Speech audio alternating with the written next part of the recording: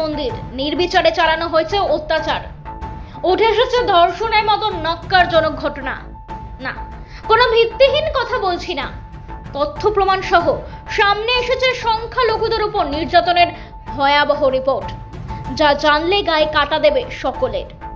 গত বছরের 5ই আগস্ট বাংলাদেশে হাসিনা সরকারের পতনের পর দায়িত্ব নেয় ইউনূস সরকার। এরপর থেকে শুরু হয় মৌলবাদীদের যথেচ্ছাচার। এমনকি জামাতের মতো নিষিদ্ধ সংগঠনের উপর থেকে নিষেধাজ্ঞা তুলে নেয় ইউনূস সরকার। প্রতিনিয়ত সংখ্যালঘুদের উপর নিপীড়ন নির্যাতন শুরু করে মৌলবাদীরা। একটি রিপোর্টে জানা গেছে, গত বছরের 4ই আগস্ট থেকে মাত্র 5 মাসে বাংলাদেশে 32 জন হিন্দুকে খুনের অভিযোগ উঠেছে। 13 জন সংখ্যালঘু মহিলাকে ধর্ষণ ও গণধর্ষণের অভিযোগও সামনে এসেছে।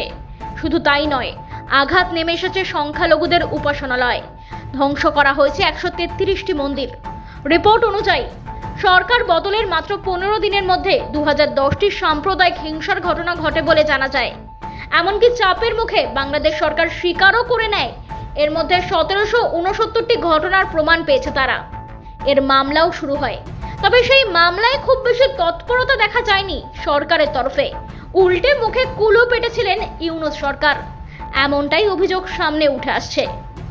সংখ্যালঘু কমিটির রিপোর্টের পাশাপাশি গত বুধবার রাষ্ট্রসংঘের একটি রিপোর্ট প্রকাশ্যে এসেছে, যেখানে দাবি করা হয় গত বছরে বাংলাদেশের রাজনৈতিক অস্থিরতার জেরে 1400 মানুষকে হত্যা করা হয়েছে, যার মধ্যে সবচেয়ে বেশি মৃত্যুর ঘটনা ঘটেছে নিরাপত্তা বাহিনীর গুলিতে।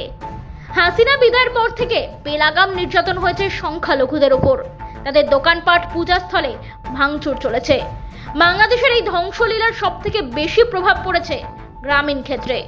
দিনাজপুর, রংপুর, সিলেট, খুলনা, ঠাকুরগাঁও, লালমনিরহাট সব থেকে বেশি উত্তপ্ত ছিল এই জায়গাগুলি।